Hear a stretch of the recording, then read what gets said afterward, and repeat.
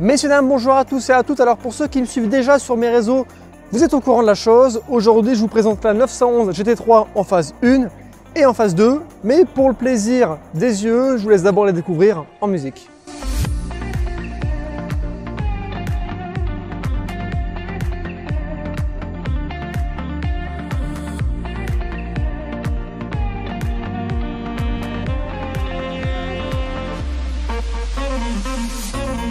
Alors qu'est-ce que la 911 GT3? Alors chez Porsche, la GT3 c'est une gamme de voitures de sport haute performance qui offre une expérience de conduite exceptionnelle, que ce soit sur route ou sur circuit. Alors elle est souvent décrite comme un véhicule de passionné, étant donné que c'est un moteur atmosphérique disponible uniquement en propulsion. On a le choix entre boîte manuelle et boîte automatique, 7 rapports, la PDK.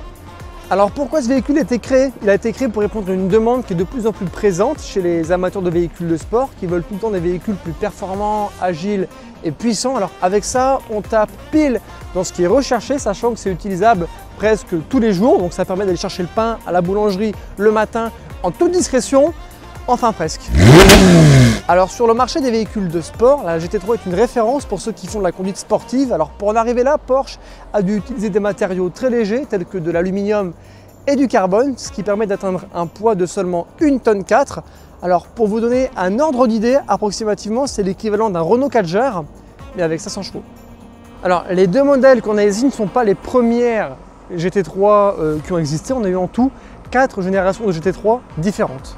Alors la première génération a vu le jour en 1999 avec la 911 996 GT3. La deuxième en 2006, c'était la 911 997 GT3. Pour la troisième génération, on avait du coup la 991 GT3, donc celle-ci et celle-là. Il y a eu en tout 2 phases différentes. La phase 1, donc celle qu'on a juste là de 2013 à 2017 et la suivante 2017 à 2020. Pour finir, la dernière, la 911 992 GT3 qui est arrivée en 2021. C'est un modèle que j'aimerais également vous présenter à l'avenir si jamais l'occasion se présente. N'hésitez pas à me le dire d'ailleurs ce que vous en pensez en commentaire. Bon, maintenant que vous connaissez un peu mieux ces deux modèles, il est temps de vous les présenter un peu plus en détail. Alors au niveau du pare-choc avant, déjà on va avoir des premières différences.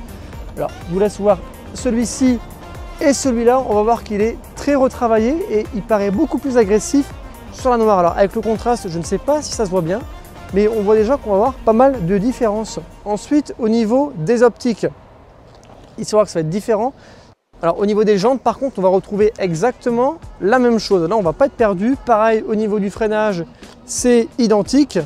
Au niveau des rétroviseurs, alors celui-ci aura une coque en carbone, contrairement à la phase 1. Après, c'est une question d'option et de ce qui a été pris sur le véhicule. Alors au niveau de l'arrière, alors on aura aussi une différence flagrante au niveau des prises d'air.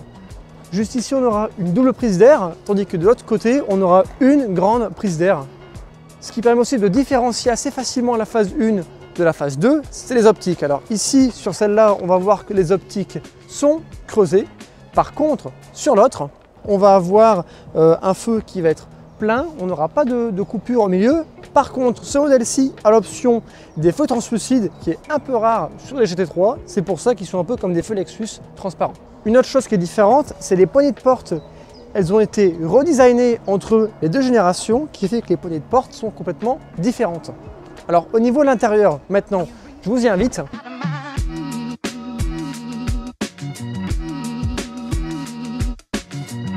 On va avoir une configuration qui est équivalente à l'extérieur, du coup, full black avec des détails en rouge. On va le retrouver au niveau du volant avec les surpiqûres, mais également sur le tableau de bord, juste ici. Les sièges y passent également parce qu'on va avoir des sièges en monocoque carbone. Alors ça, c'est une option d'ailleurs à 5 000 € qui pique un petit peu, mais on a les sièges en carbone qui sont très jolis. Ils sont un petit peu durs du coup. Pour faire de la route, je ne suis pas sûr que ce soit les meilleurs, mais en tout cas, ils ont l'air d'être efficaces. Au niveau de la console centrale, on va avoir plusieurs choses, telles que le bouton qu'on préfère tous, celui pour allumer l'échappement en mode sport. Juste ici, ça va permettre de pouvoir monter le véhicule si par exemple il y a un dos d'âne, une bordure, une bosse, quoi que ce soit. En appuyant là-dessus, le véhicule va se surélever tout simplement pour pouvoir passer un peu partout. Après, on va avoir de quoi gérer la boîte de vitesse, la mettre en mode sport ou non, enlever le SP, pas mal de choses comme ça. Donc ici, on a la boîte automatique, la boîte PDK de chez Porsche. Et ici, on va avoir l'écran central avec un petit peu toutes les fonctionnalités d'un écran central de base. Alors, petite chose sympa, c'est que ici, regardez, on appuie là-dessus, ça s'ouvre et on a 2 porte-gobelets. Ce qui permet de boire son coup sur circuit à plus de 300 en ligne droite. Alors, chose importante à préciser également, c'est que le véhicule est équipé du pack Club Sport qui fait qu'à l'arrière, on a un arceau de sécurité et également des sangles à l'arrière. Au niveau de la blanche, du coup, la phase 1, l'ambiance est complètement différente. On sent qu'on est sur une phase 1, parce qu'on va avoir des belles différences. Déjà, juste au niveau du volant, c'est complètement différent. Je pense que ça se voit assez bien à la caméra. Pareil au niveau du compteur, bon, ça se ressemble, mais on sent qu'on est sur une génération qui est un peu plus ancienne. Par contre, ce qu'on va retrouver ici, c'est le porte-gobelet qui existait également dessus. Apparemment, c'est quelque chose qui plaît fortement chez Porsche. Au niveau de la console centrale, par contre, on va retrouver la boîte automatique en PDK, qui est exactement la même chose avec le même levier et les petits boutons ici, donc on n'est pas perdu, c'est le même endroit et ça, c'est sympathique. Cependant, celle-ci est équipée des sièges entre guillemets de base, donc vous les voyez juste ici. Ce n'est pas des monocoques carbone ni des demi-coques, etc. C'est des sièges simples mais qui sont très jolis et très confortables. Alors par contre, celle-ci n'a pas le pack Club Sport à l'arrière, ce qui fait qu'elle n'a pas d'arceau de sécurité et je vous laisse voir la différence.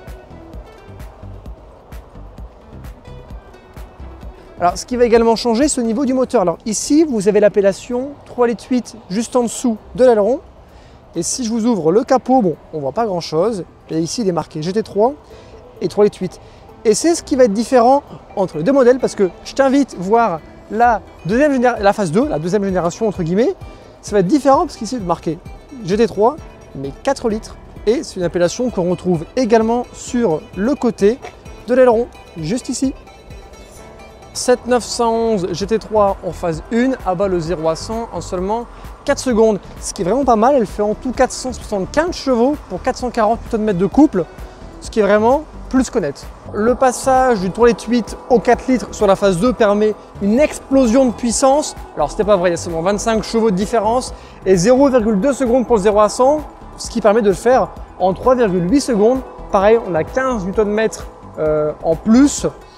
Il va y avoir très peu de différence et sur la route également, pour ceux qui ont soit l'une soit l'autre, la différence sera très minime au niveau des sensations. Elle fera également le 0 à 100 un peu plus rapidement, on va passer de 4 secondes pour celle-ci à 3 secondes 8 pour celle-là. Vous l'attendez tous, je vous la démarre. Par contre, petite tricherie, la blanche, une ligne d'échappement, elle fera un peu plus de bruit forcément.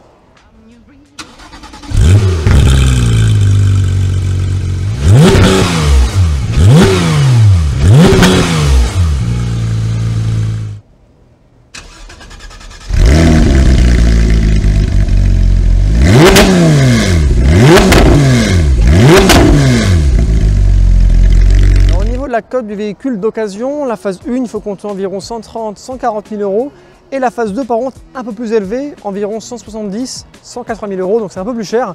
Pensez à me dire en commentaire laquelle vous avez préféré entre les deux, la phase 1 ou la phase 2, que ce soit au niveau de l'esthétique, le coloris, etc. Je vous invite également à vous abonner, que ce soit sur YouTube ou mes autres réseaux. Je vous dis une très bonne fin de journée à vous et à la semaine prochaine.